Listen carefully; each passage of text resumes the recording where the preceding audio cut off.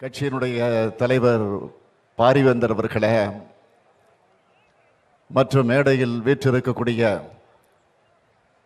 காங்கிரஸ் பேரியக்கத்தினுடைய முன்னோடிகளே, தோழமை கட்சிகளை சார்ந்திருக்கக்கூடிய தலைவர்களே, பெரியோர்களே, தாய்மார்களே, என் உயிரோடு கலந்திருக்கக்கூடிய தலைவர் கலைஞர் அவர்களின் உயிரினும் உயிரான அன்பு உடன்பிறப்புகளே, உங்கள் அனைவருக்கும் என்னுடைய அன்பான வணக்கம். இமய முதல் குமரி வரை பறந்து விரிந்திருக்கக்கூடிய இந்த இந்திய துணைக்கண்டத்தினுடைய அடிமுனையில் கூடியிருக்கிறோம்.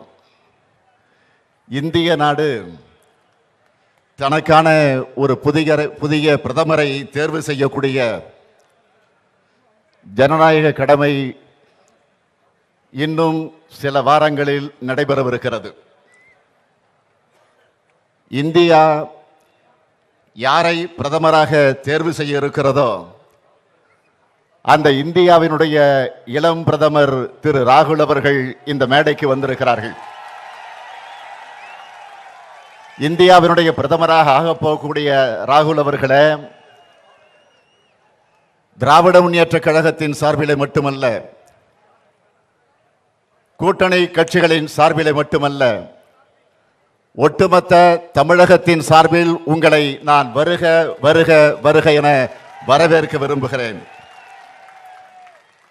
உறுதியோடு சொல்லுகிறேன், இன்னும் சில வாரங்களில் இந்தியாவினுடைய பிரதமர் திரு ராகுல் காந்தி அவர்கள்தான்.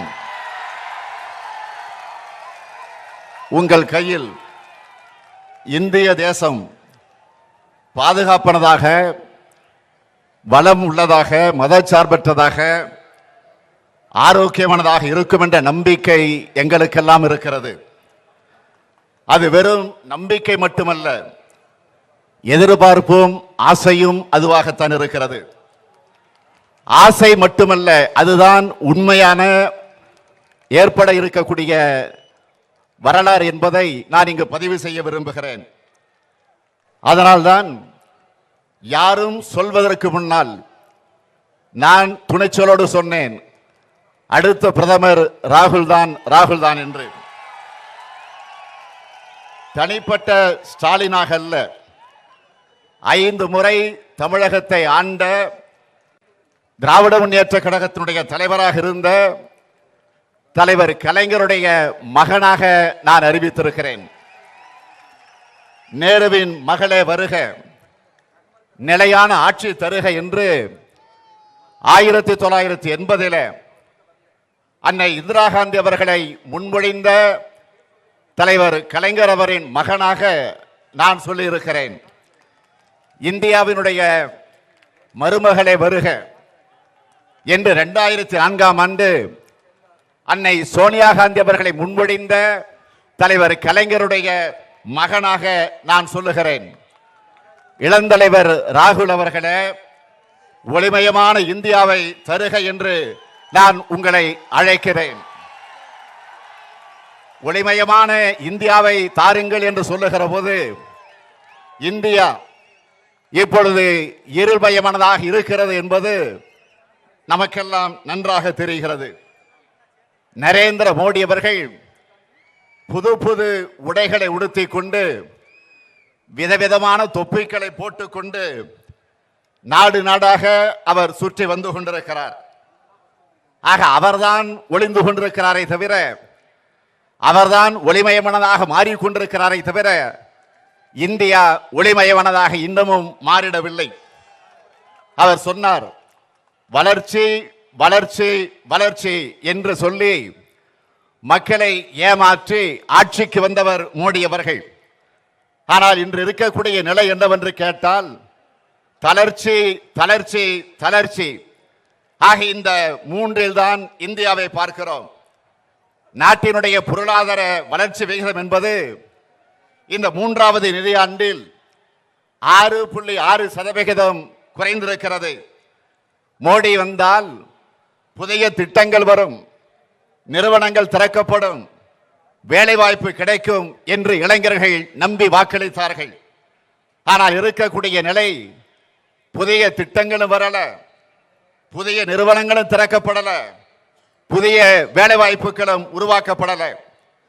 பிரதமர் ஆவதற்கு முன்னால் அவர் தொடர்ந்து சொன்னது கருப்பு பணம் ஒழிப்பதுதான் என்னுடைய முதல் வேலை என்று சொன்னார். இந்தியாவுக்கு வெளியே 90 லட்சம் கோடி ரூபாய் கருப்பு பணம் இருக்கிறது. அதை மீட்டு இந்தியாவில் இருக்கக்கூடிய ஒவ்வொரு குடிமகனுக்கும் வங்கியின் மூலமாக நான் டெபாசிட் செய்வேன், 15 லட்சம் ரூபாய் டெபாசிட் செய்வேன் என்று சொன்னார். தந்திருக்கிறாரா?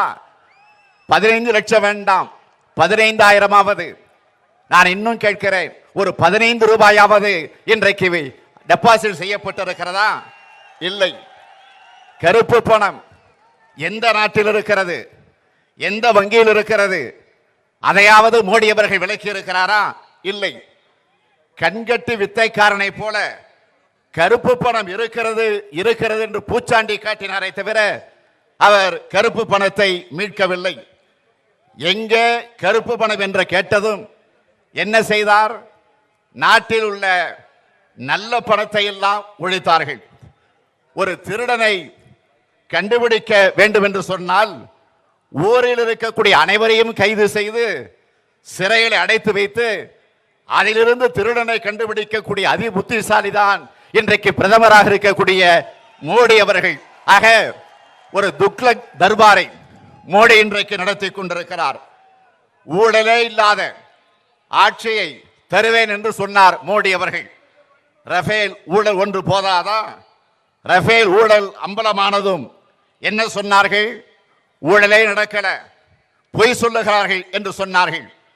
41% அளவுக்கு விலையை கூட்டி வாங்கப்பட்டிருக்கிறது என்று சொன்னால் இந்த ஆதாரத்தை அம்பலப்படுத்தியவர் இந்து ராம் அவர்கள்.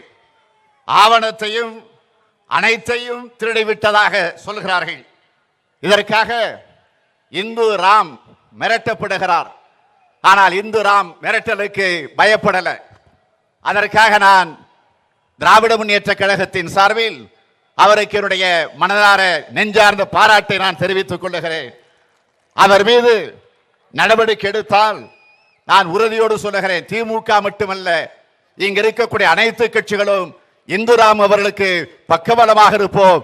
கவலைப்பட வேண்டிய அவசியம் இல்லை. மோடி அவர்களே, உங்களுக்கு எதிராக இந்துவும் மாறிவிட்டது, நாடு மாறிவிட்டது. இந்து ராம் இந்த 2 வார்த்தைகளை வைத்துத்தான் நீங்கள் வெற்றி பெற நினைத்தீர்கள். ஆனால் அந்த 2 வார்த்தைகளை பார்த்து இன்றைக்கு நீங்கள் பயப்பட வேண்டிய ஒரு சூழ்நிலை வந்திருக்கிறது. மோடிக்கு இப்போதுதான் இந்தியாவுடைய நினைப்பே வந்திருக்கிறது. வெளிநாடு வாழ் பிரதமராக இருக்கக்கூடிய மோடி அவர்கள் தேர்தல் பிரச்சாரத்தை தொடர்ந்து நடத்தி வருகிறார்.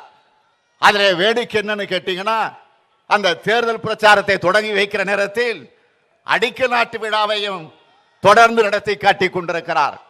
அடிக்கல் நாட்டு விழா என்பது யார் ஆட்சிக்கு வந்தாலும், யார் பொறுப்புக்கு வந்தாலும், ஆட்சிக்கு வந்து 2 ஆண்டு காலத்தில் அடிக்கல் நாட்டு விழாவை நடத்திட வேண்டும். அதற்கு பிறகு 4வது 5 ஆண்டு காலத்தில் அதற்குரிய திறப்பு விழாவை நடத்தி காட்டினால்தான் அவர்களுக்கு நிர்வாக திறமை இருக்கிறது என்று நாம் எண்ணிட முடியும். ஆனால் கடந்த சில மாதங்களாக மோடி அவர்கள் தான் செய்யக்கூடிய அந்த பயண திட்டத்தை பார்த்தால், ஏற்கனவே NDTV அந்த தொலைக்காட்சியில ஒரு ஆதாரத்தோடு ஒரு செய்தியை வெளியிட்டிருந்தார்கள். கடந்த 30 நாட்களில் பிரதமராக இருக்கக்கூடிய மோடி அவர்கள் 155 திட்டங்களுக்கான அடிக்கல் நாட்டு விழாவை நடத்தி இருக்கிறார் என்று சொல்லி இருக்கிறார்கள். ஆகவே நரேந்திர மோடி பார்க்கக்கூடிய ஒரே வேலை அடிக்கல் நாட்டு விழாதான். அடிக்கல் நாட்டக்கூடிய அந்த பணியைத்தான் சொல்லிக் கொண்டிருக்கிறார்கள். எல்லோரும் அவரை என்ன சொல்லுகிறார் என்று சொன்னால் அயன் மினிஸ்டர் என்று சொல்லுகிறார்கள். ஆனால் அவர் அயன் மினிஸ்டர் அல்ல, அவர் ஒரு ஸ்டோன் பிரைம் மினிஸ்டர். அதுதான் இன்றைக்கு இருக்கக்கூடிய மோடியினுடைய நிலை. ஆக வெறும் விளம்பரங்கள், பக்கம் பக்கமாக பத்திரிகைகளில் மக்களுடைய வரிப்பணத்தை செலவு செய்து கோடிக்கணக்கான ரூபாய்க்கு தினந்தோறும் பத்திரிகைகளில் விளம்பரங்கள் வந்து கொண்டிருக்கிறது. ஆக அப்படிப்பட்ட விளம்பரத்தை தந்து கொண்டிருக்கக்கூடிய மோடி அவர்களுக்கு இப்பொழுது திடீரென பெருந்தலைவர் காமராஜருடைய நினைவு இப்பொழுது அவருக்கு அதிகமாக வந்து கொண்டிருக்கிறது. அவர் 66 பசுவதை தடை சட்டத்தை அமுல்படுத்த வேண்டும் என்பதை சொல்லி டெல்லியில ஒரு பெரிய ஊர்வலம் நடந்தது. சங் பரிவார் அமைப்பை அந்த ஊர்வலத்தை நடத்தினார்கள். அப்படி நடத்திய நேரத்தில் வன்முறையை தூண்டிவிட்டார்கள். அதிலும் குறிப்பாக அன்றைக்கு காங்கிரஸ் கட்சியினுடைய தலைவராக இருந்த பெருந்தலைவர் காமராஜருடைய வீட்டிற்குள்ளே நுழைந்து அங்கே தீ வைத்து அந்த கொடுமையை செய்தவர்கள் அவர்கள். ஆக அப்படிப்பட்டவர்கள் இன்றைக்கு பெருந்தலைவர் காமராஜரை பற்றி பேசுவதற்கு என்ன யோகியதை இருக்கிறது, என்ன தகுதி இருக்கிறது என்ற கேள்வியைத்தான் நான் இங்கே கேட்க விரும்புகிறேன். விபி சிங் பிரதமராக இருந்தபோது சென்னையில் இருக்கக்கூடிய விமான நிலையத்திற்கு பெருந்தலைவர் காமராஜருடைய பெயரை சூட்டிட வேண்டும் என்று அன்றைக்கு கோரிக்கை வைத்து அதை நிறைவேற்றி தந்தவர் அன்றைக்கு தமிழகத்தினுடைய முதல்வராக இருந்த தலைவர் கலைஞர் அவர்கள். காமராஜருடைய பிறந்த நாள் ஜூலை 15ஆம் நாளை கல்வி வளர்ச்சி நாளாக அறிவித்து அந்த ஒவ்வொரு பள்ளிக்கூடத்திலும் அவருக்கு விழா கொண்டாடிட வேண்டும் என்று சட்டசபையிலே தீர்மானமாக கொண்டு வந்து அதை நிறைவேற்றி அதற்கு வழிவகுத்து தந்தவர் தமிழக முதல்வராக இருந்த தலைவர் கலைஞர் அவர்கள். இப்படி எதையாவது பெருந்தலைவர் காமராஜருக்கு புகழ் சேர்க்கக்கூடிய வகையில மோடி செய்ததுண்டா? இப்போ வடக்கே அவர்கள் பட்டேல் பெயரை சொல்லி ஓட்டு கேட்க நினைக்கிறார்கள். தெற்கே பெருந்தலைவர் காமராஜருடைய பெயரை சொல்லி இன்றைக்கு ஓட்டு கேட்க முயற்சிக்கிறார்கள். மோடியை பார்த்தால் பரிதாபமாக இருக்கிறது. காரணம், உங்களுக்கு ஓட்டு வாங்க மக்களிடத்தில் போய் ஆதரவு கேட்க உங்கள் கட்சியில் இருக்கக்கூடிய தலைவர்கள் பெயரை சொல்வதற்கு வக்கற்ற நிலையில இன்றைக்கு பாரதிய ஜனதா கட்சி இருக்கிறது என்று எண்ணி பார்க்கிறது. இதை விட வெட்கக்கேடு எதுவும் இருக்க முடியாது.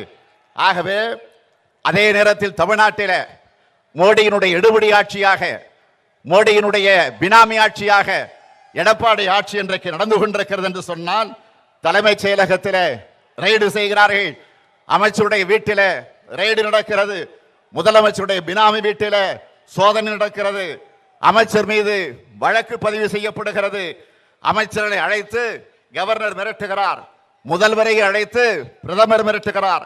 மொத்தத்தில் தமிழ்நாட்டில் நடக்கக்கூடிய இந்த மாநில ஆட்சி என்பது கொத்தடிமையாக இருக்கக்கூடிய ஆட்சியாக இருக்கிறது. ஆக கொலை என்ற அந்த வழக்கை மிரட்டி இபிஎஸ்ஐயும், கொள்ளை வழக்கு என்று மிரட்டி ஓபிஎஸ்ஐயும் மிரட்டி இன்றைக்கு பினாமி ஆட்சியை பிஜேபி ஆட்சி நடத்தி கொண்டிருக்கிறது. தொடர்ந்து 2 நாட்களாக தொலைக்காட்சிகளில் பத்திரிகைகளில் வந்து கொண்டிருக்கக்கூடிய ஒரு கொடுமையான செய்தி, பொள்ளாச்சியிலே நடந்திருக்கக்கூடிய ஒரு கொடுமை.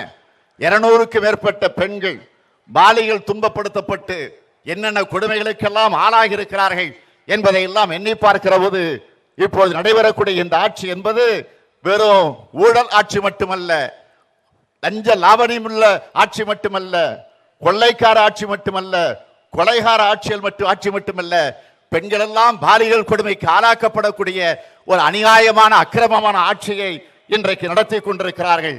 அதனால்தான் நான் மேற்கு வங்கத்திற்கு சென்றிருந்த போது அங்கே கல்கத்தாவில் நடைபெற்ற அந்த மாநாட்டிலே பேசுகிற போது குறிப்பிட்டு சொன்னேன், இந்தியாவுக்கான 2வது விடுதலை போர் அதை சந்திக்க வேண்டும் என்று சொன்னேன். ஆக நாம் சந்திக்க இருப்பது வெறும் தேர்தல் அல்ல, ஜனநாயக போர். வெறும் ஆட்சி மாற்றம் அல்ல, அதிகார மாற்றம். ஆணவம் பிடித்த பாசிச மோடியிடமிருந்து அதிகாரத்தை கைப்பற்றக்கூடிய இந்த போரில ராகுல் காந்தியோடு நாம் கைகோர்ப்போம் என்று உறுதி எடுக்க இந்த கூட்டம் நடந்து கொண்டிருக்கிறது. ராகுல் காந்தி அவர்களே, 2004ஆம் ஆண்டு தமிழகத்திலே நடைபெற்ற நாடாளுமன்ற தேர்தலில் 40க்கு 40 வாங்கி கொடுத்த அணிதான் இந்த மேடையில் இருக்கக்கூடிய இந்த அணி. ஆக இப்பொழுது 2019 தேர்தலிலும் 40க்கு 40 என்ற வெற்றியை பெற்று உங்களை நான் டெல்லியிலே வந்து சந்திப்பேன் என்ற அந்த உறுதியை இந்த நேரத்தில் நான் தெரிவிக்க விரும்புகிறேன். இந்தியாவுடைய ஆட்சி சக்கரம் இன்னும் சில வாரங்களில் உங்களுடைய கைக்கு வரப்போகிறது. ஏழையின் சிரிப்பில இறைவனை காண்போம் என்று அண்ணா சொன்னார். உங்களது ஆட்சி ஏழைகளுக்காக நடைபெறக்கூடிய ஆட்சியாக அமைந்திட வேண்டும். நான் சாமானியர்களுக்காக ஆட்சி நடத்துகிறேன் என்று சொன்னவர் தலைவர் கலைஞர் அவர்கள். அதே போல் உங்கள் ஆட்சி சாமானியர்களுக்காக நடைபெறக்கூடிய அந்த ஆட்சியாக அமைய வேண்டும். எனவே நீங்கள் அதை வழங்குவீர்கள் நம்பிக்கை எங்களுக்கு நிரம்ப இருக்கிறது. நாங்கள் உங்களை ஆதரிக்க ஒரே ஒரு காரணம், நீங்கள் மோடி அல்ல, நீங்கள் ராகுல். எனவே அதனால் தான் உங்களை ஆதரிக்கிறோம். விடைபெறுகிறேன். நன்றி, வணக்கம்.